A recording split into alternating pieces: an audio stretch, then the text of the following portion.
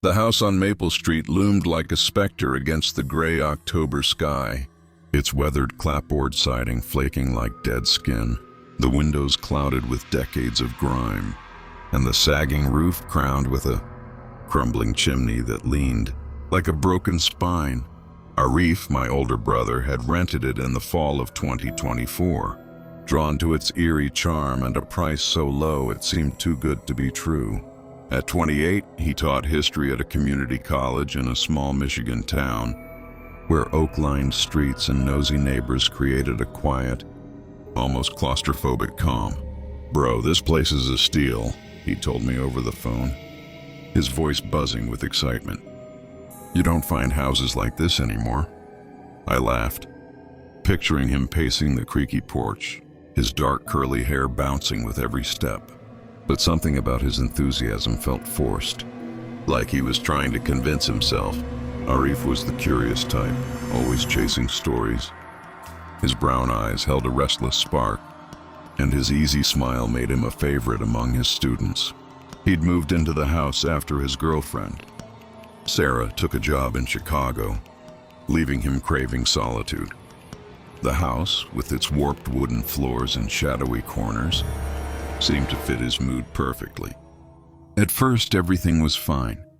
He'd text me about the quirks of the place: drafty, windows that rattled in the wind, floors that groaned underfoot, the faint smell of mildew that clung to the air like a memory. "It's chilly but cozy," he'd say, brushing off the oddities with a laugh. But by late October, his calls started to change, his voice growing quieter, tighter. One night, around 2 a.m., my phone buzzed, pulling me from sleep. Arif's voice was low, trembling, barely recognizable. "I know you're gonna think I'm crazy, but I saw something last night." Outside my bedroom window, a shadow. It looked human, but it wasn't. Its eyes were glowing, like red coals. I tried to laugh it off, rubbing sleep from my eyes. "Man, you've been binging too many horror flicks. Probably just a car's headlights reflecting." But he cut me off, his words sharp. No, it was real. And I heard footsteps. Inside the house, his voice cracked, heavy with a fear I'd never heard from him before. Arif wasn't the type to scare.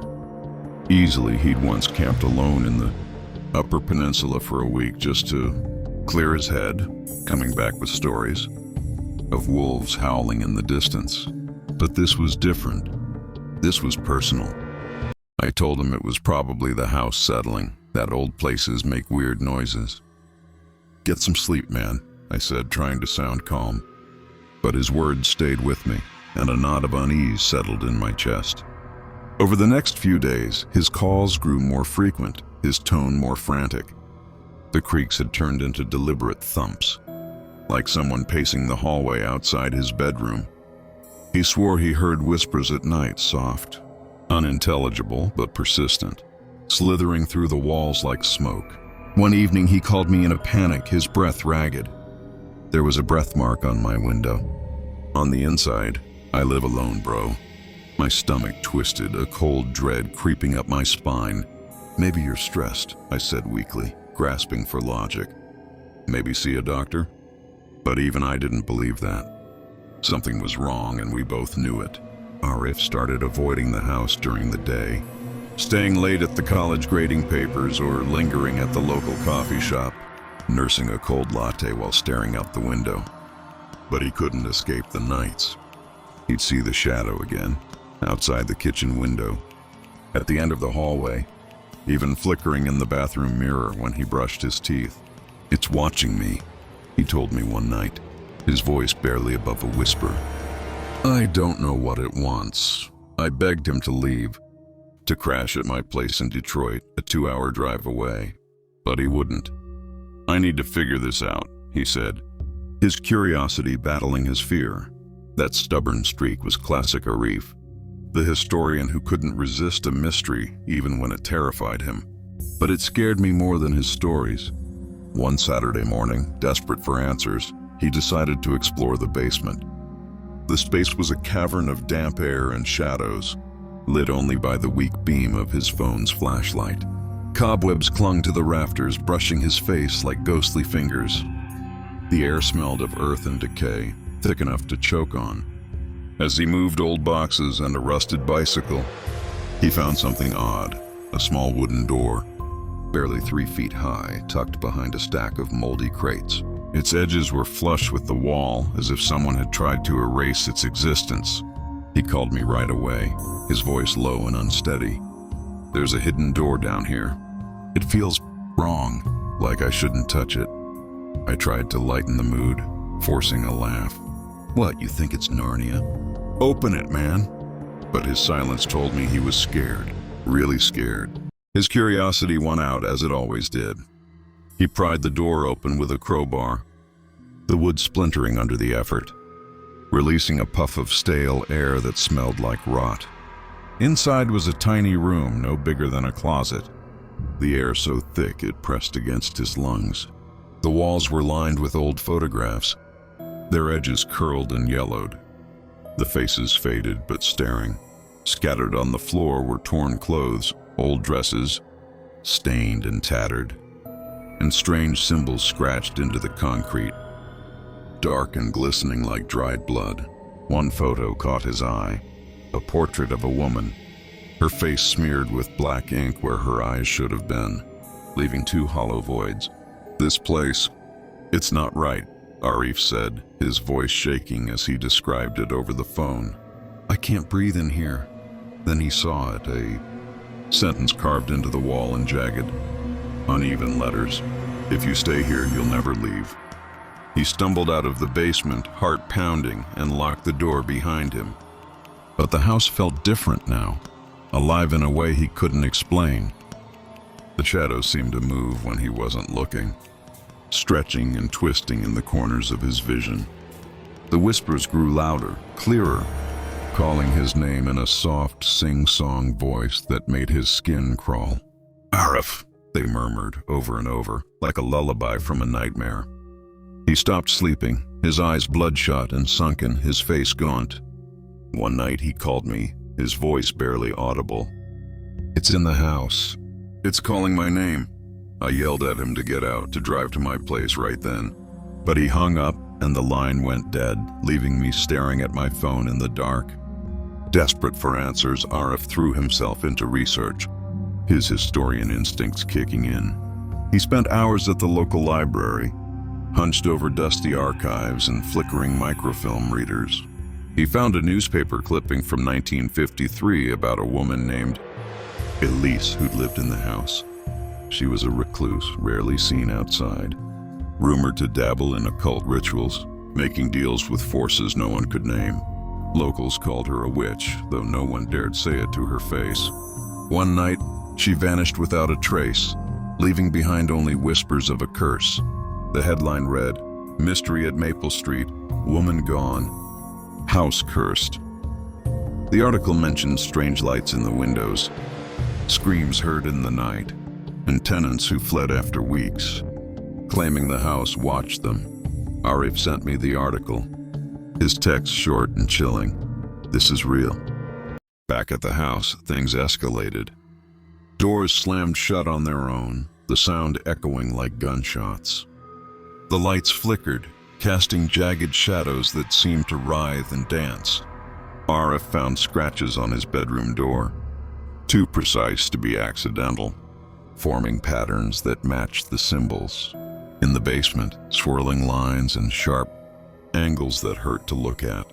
His nightmares grew worse. Visions of a faceless woman with glowing red eyes, her voice whispering his name, her hands reaching for him through the darkness. He started keeping a journal, scribbling down every detail, as if writing it would make it less real. "I can't leave," he wrote in a shaky hand. "It won't let me." One evening, driven by a mix of fear and obsession, he went back to the basement. The air was colder now, the darkness thicker, like it was pushing back against his flashlight. In the hidden room, he found something new, a leather-bound diary. Its pages brittle and stained with something dark. It was Elise's. The entries were chaotic, written in a trembling scrawl.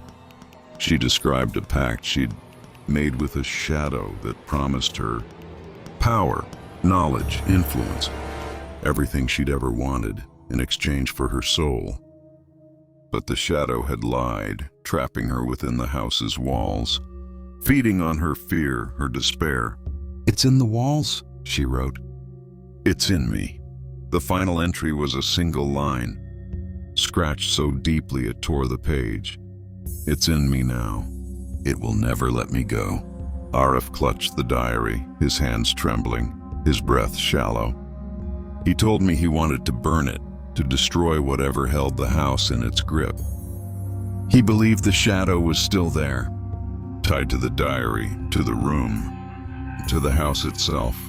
But the house seemed to know his plan. The air grew heavy, the temperature plunging until his breath fogged in front of him. Objects moved on their own, a glass sliding across the kitchen counter, a chair tipping over in the dining room with a crash. The whispers became a chorus, chanting his name in a low, guttural hum that vibrated in his chest. "Arif," they called over and over, pulling him toward the basement. One night he called me, his voice breaking, barely human. "It's here, in front of me. It's her." He described a figure, tall, cloaked in darkness, with no face, just two burning red eyes that seemed to pierce through him. "It's not human," he whispered, his words cut off by a choking sound. The line went dead, and my heart stopped. I grabbed my keys and sped to his house, my hands shaking on the wheel, the 2-hour drive feeling like an eternity. It was past midnight when I arrived. The house was dark, the front door wide open, swinging in the wind like an invitation. Inside, the air was frigid, the furniture overturned, papers scattered like leaves across the floor. A picture frame lay shattered, Arif's smiling face staring up from the wreckage. I called his name, my voice swallowed by the silence, my footsteps echoing on the warped wood. The basement door was ajar, a cold draft spilling out like a warning, carrying the faint sound of whispers. I descended the stairs, my phone's flashlight shaking in my hand, the beam cutting through the darkness but revealing nothing but shadows. In the hidden room, I found Arif crumpled on the floor, the diary clutched to his chest like a lifeline.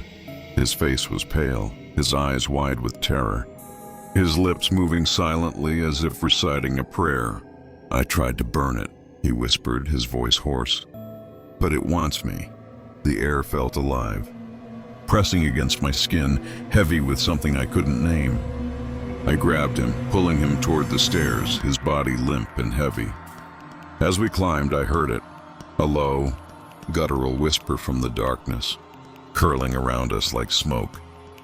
"You'll never leave." The lights flickered, and for a moment, I saw them, two red eyes glowing at the edge of the room, watching us unblinking. My heart pounded in my throat as I dragged Arif up the stairs, his weight slowing me down, the whispers growing louder, more insistent.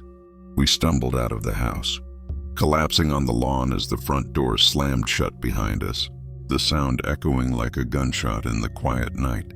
The air outside was crisp, clean, but it did nothing to wash away the dread clinging to us. Arif was shaking, his eyes distant, his hands still clutching the diary. I pried it from his fingers, tossing it into the grass, but he didn't react. He just stared at the house, his breath shallow, as if he could still see those eyes. Arif moved in with me after that. He's not the same anymore. He barely speaks, his once lively eyes dull and haunted. He sits by the window for hours, staring at nothing, jumping at every shadow. He doesn't sleep, and when he does, he wakes up screaming, muttering about red eyes and whispers that won't stop. I thought we'd escaped, that leaving the house would end it, but I'm not so sure anymore. When I helped him pack his things, I found a small piece of wood in his bag, a fragment of the basement door, its edges jagged and worn. Carved into it were the words, "I'm still here." I burned the diary in my backyard, watching the pages curl and blacken, hoping it would end whatever followed us. But sometimes, late at night, I hear whispers too, faint, but unmistakable, calling my name now. I check the windows, the doors, the shadows in the corners, but nothing's there.